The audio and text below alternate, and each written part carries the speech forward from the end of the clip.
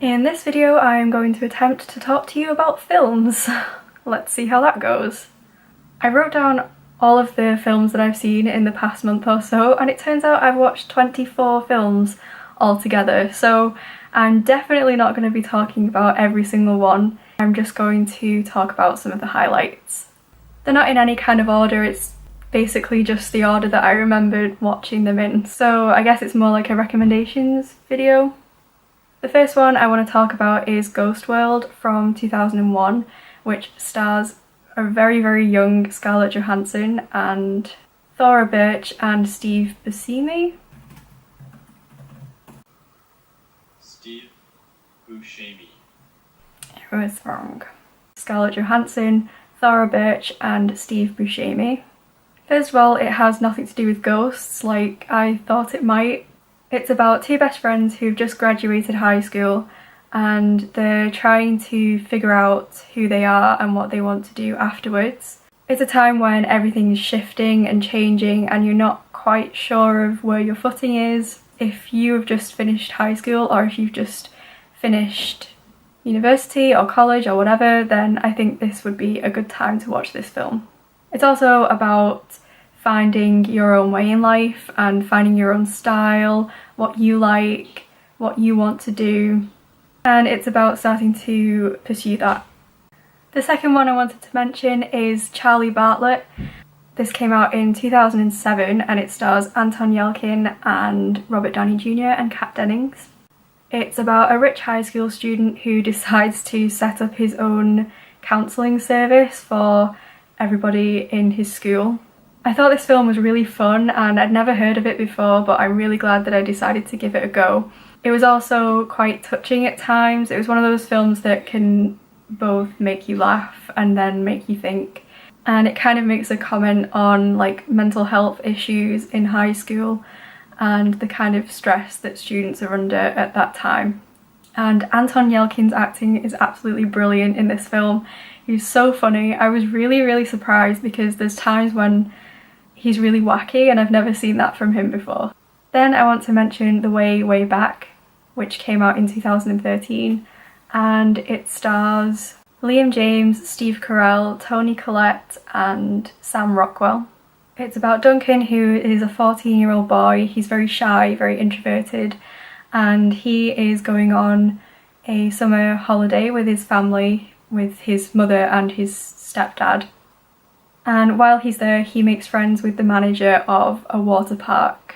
What I really liked about this one was that it showed a very shy teenage boy going from a shy teenage boy to gaining a lot of confidence in himself. I thought all of the characters were really good. There's a next door neighbour and she is hilarious. There's also a lot of other really colourful characters, like there's people that work at the water park that are really great. There's just one thing that I had a problem with, and that was that there were a few scenes that felt a little bit distasteful towards women. They didn't feel like they were actually a part of the film. They felt like they were from some other film and just being kind of thrown in there or something. But other than that, I really enjoyed this one. The next film really surprised me. This one is called In Your Eyes and it came out in 2014. It was written by Joss Whedon and it stars Zoe Kazan and Michael Stahl-David. It's about two people who live on opposite sides of America, but they have a psychic connection, and it's about how their relationship builds up. Okay, so I definitely recommend this film to people who are in a long distance relationship because it touches on a lot of the same feelings that you get when you are in a long distance relationship, even though the characters are talking through a telepathic bond, it's kind of the same thing. But I also think that a lot of people will enjoy this film. I loved both of the characters, I loved the story, and every time I think of this, it just fills me with fluffy, happy feelings. The next one is a sci-fi film called Gattaca from 1997. This starred Ethan Hawke, Uma Thurman and Jude Law. It's set in a world where parents can choose the genetics of their children so that their child comes out pretty much perfect, so that they're not going to have problems later in life like heart disease, so that they'll be as clever as they can be so that they won't have problems with drugs, so that they won't go into crime.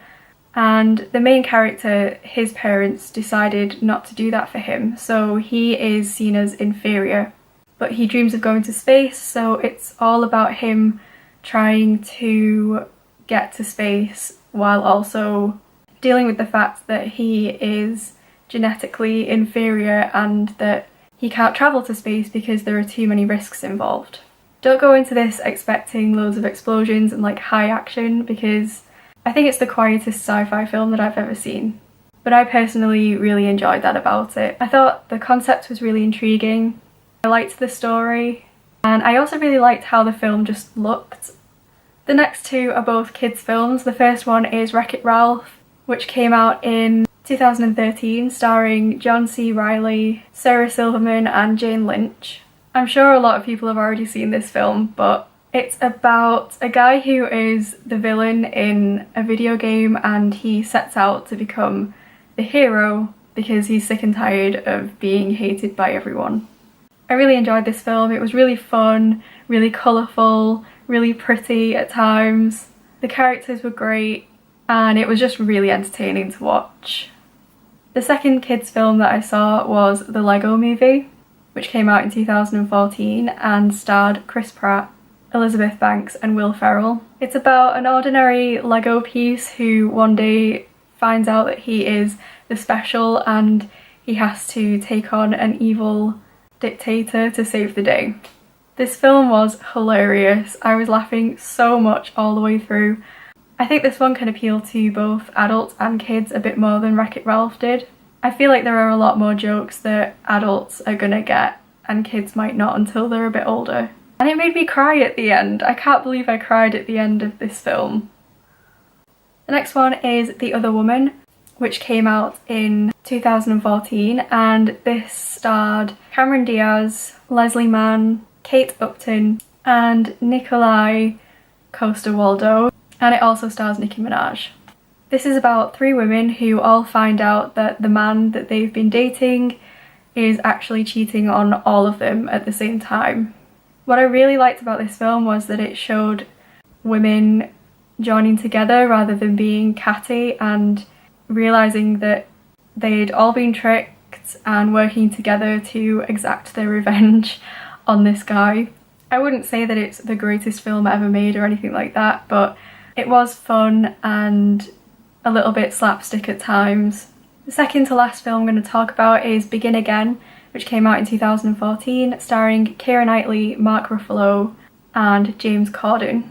This is about a record producer who owned his own record company, but then he gets fired and he sees this woman performing music and he tries to convince her to let him produce her music for her.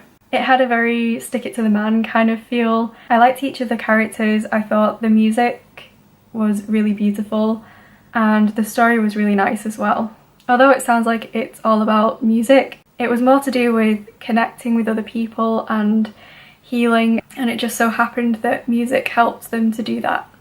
And the very last film that I'm going to recommend is His Girl Friday, which came out in 1940, starring Cary Grant and Rosalind Russell.